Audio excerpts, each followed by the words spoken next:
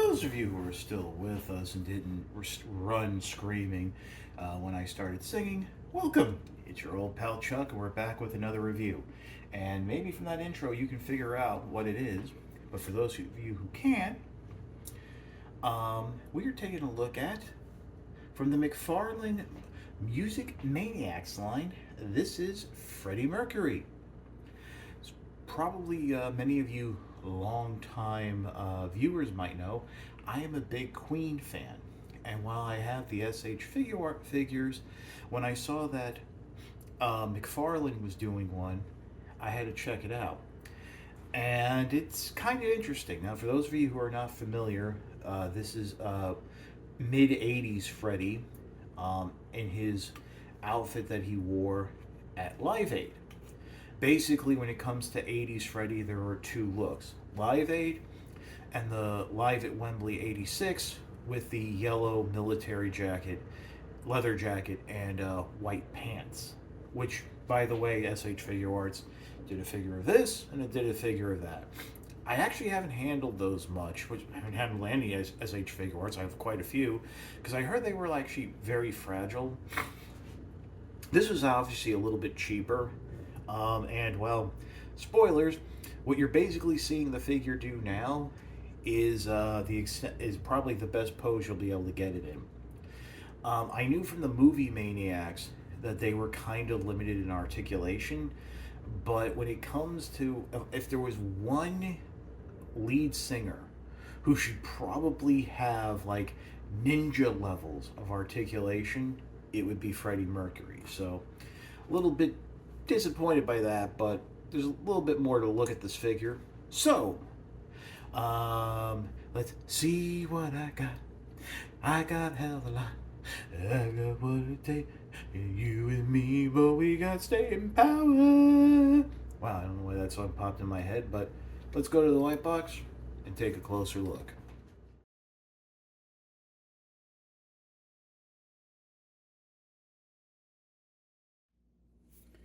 Okay, so the figure comes with all that you see here and is actually also limited.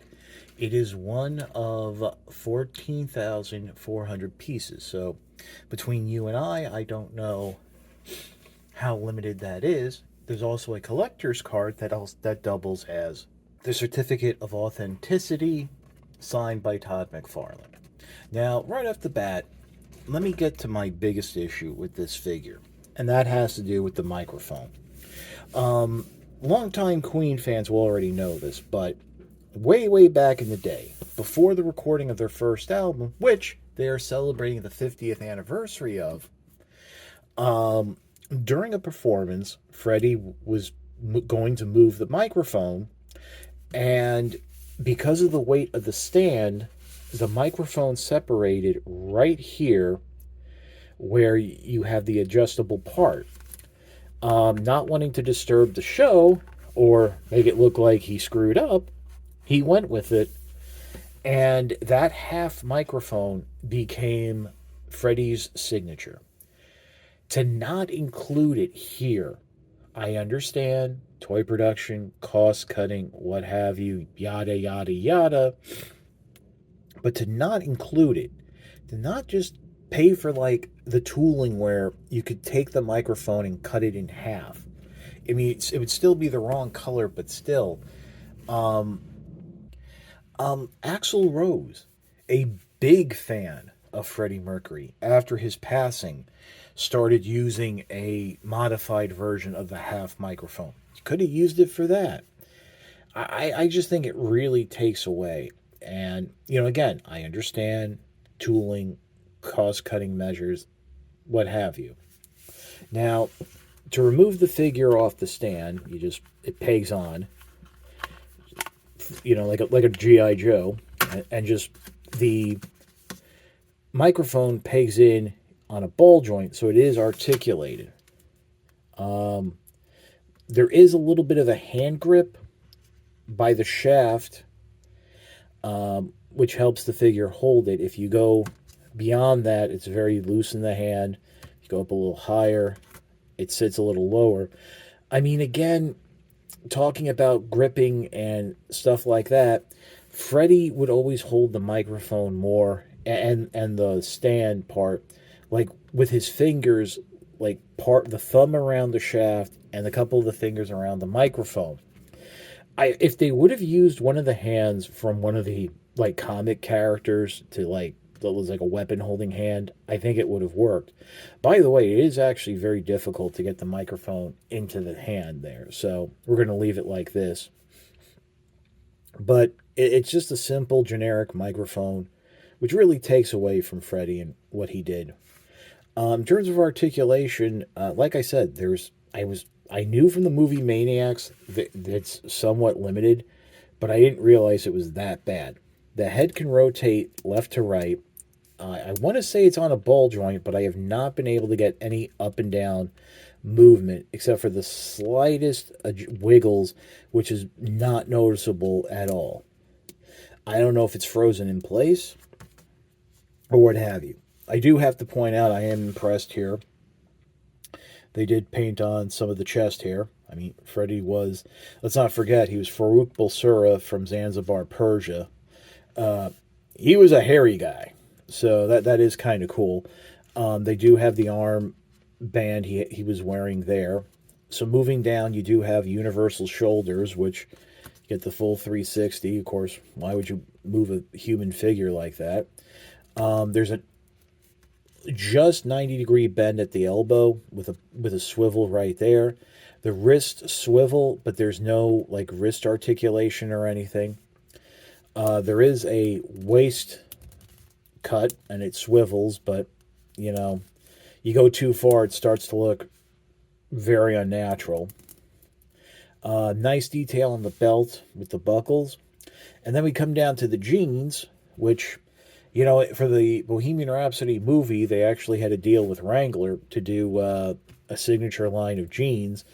Um, Kind of didn't make it in the big boy sizes, so I couldn't, indulge in a pair of Freddie Mercury jeans, but I did appreciate that they did that. This has the old style uh, leg articulation, something that McFarlane Toys kind of still uses today, where it's basically just forward and back. You get back a little bit more, which is kind of cool because Freddie did do some like back movements and stuff. But going forward, that's about it. Oh, look at that!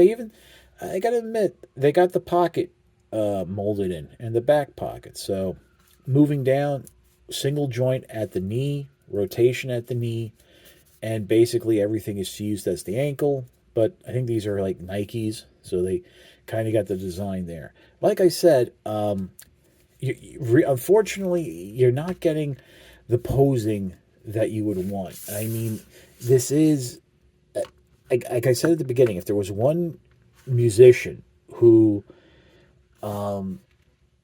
would, if you were making an action figure and would have the um, articulation of a ninja, that's like my best example. It would be Freddie Mercury because he would like lean back and stuff like that. And yeah, I mean, I can't really even recreate some of his legendary. Like I got something like this.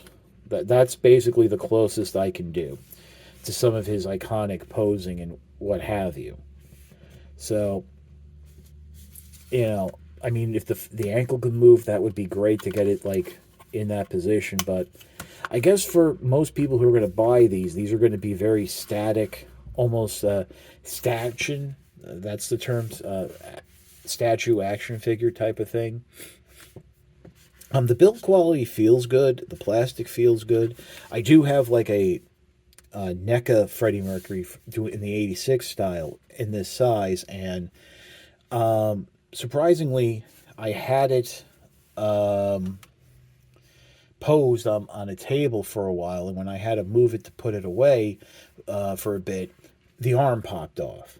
And I don't feel like that's going to happen here. And in fact, that figure I think has been reissued a couple times, so maybe they improved the build quality of it. But just real quickly give you a look at the head here, and yep, that's Freddie.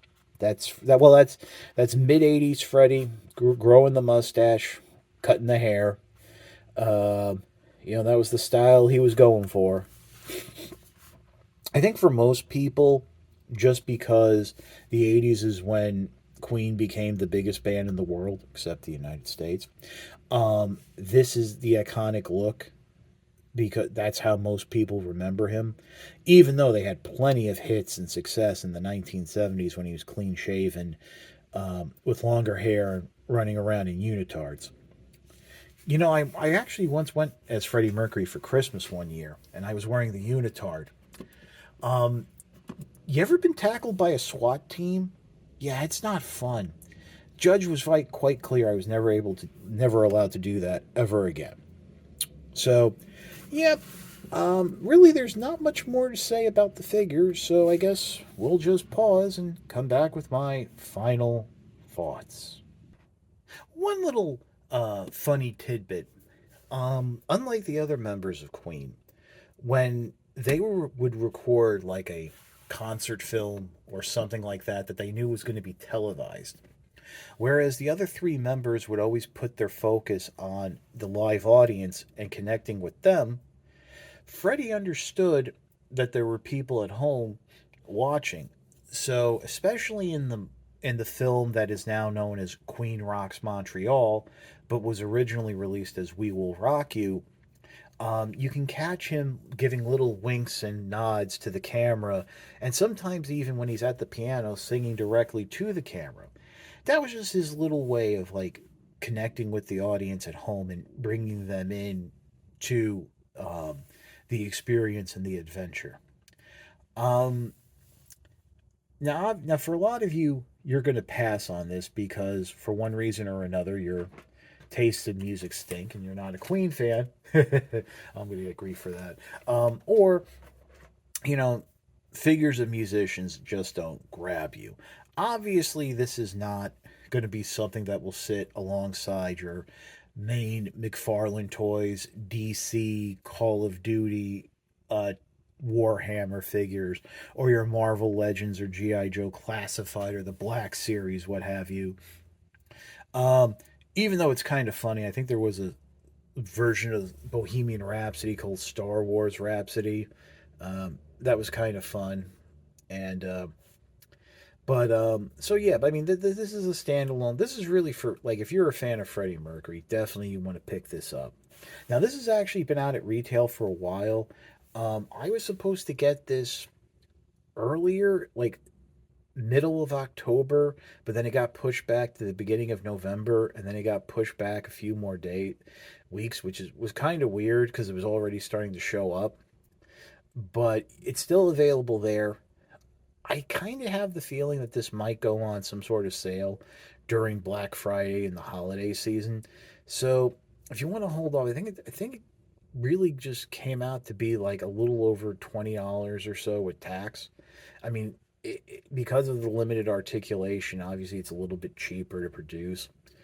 Um, so yeah, I give it a shot. I mean, I'm gonna have this in my room somewhere with my other Freddie Mercury figures, and hopefully, um, if they do the other members of Queen, first of all, they better do Brian May's Red Special right, or else we're gonna riot. I'm gonna just throw it. I'm gonna go to wherever the home offices are. Here, let me hold on. Let me look at the box here. Merchandise, Mercury Songs Limited, McFarlane, Arizona. I'm going to go there and I'm going to throw down with Todd McFarlane if they screw up the Red Special. But maybe they could find a way to include the proper microphone stand with this. Um, again, one version of Freddie that has never been done, as far as I know, in figure form. SH Figure Arts, NECA, maybe McFarlane Toys can do it. For me, almost as iconic as the yellow military leather jacket was the cape and crown.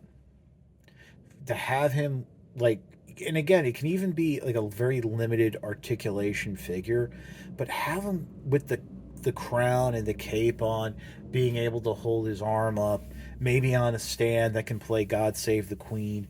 For me, that is like the pinnacle of Freddie, as a live performer, you know, conducting the audience and singing their national anthem or the national anthem of England. But yeah, that's about it. So I like the figure. I'm happy with my purchase. If you like this review, like, comment, and subscribe.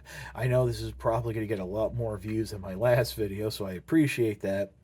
And why I always say I appreciate the views, those likes, comments, and subscriptions help communicate to YouTube through the algorithm that my channel should be exalted and held upon high. If you have the money and the means, the ultimate sign of support, you can join my Patreon. It's www.patreon.com/chuckdog1999. All I ask for is $1 a month, $12 a year. You guys know the spiel. There's nothing fancy to it, no shout outs, no special unlockables. If I could do any of that, I probably wouldn't need Patreon. But it's just a way to help keep up the channel, the infrastructure. As I actually showed you in the last video, a lot of your Patreon money goes to, helping me get tripods and equipment to record. So it is very helpful. But as I also say, if you can't afford the $1 a month, $12 a year, your views are more than thanks enough. Patreon is just a cherry on top of an already generous Sunday. So that's about it. Once again, for Freddie Mercury, remember, folks, we are all champions. And we'll keep on fighting until the end, which we've reached of this video. Take care, and I'll see you next time.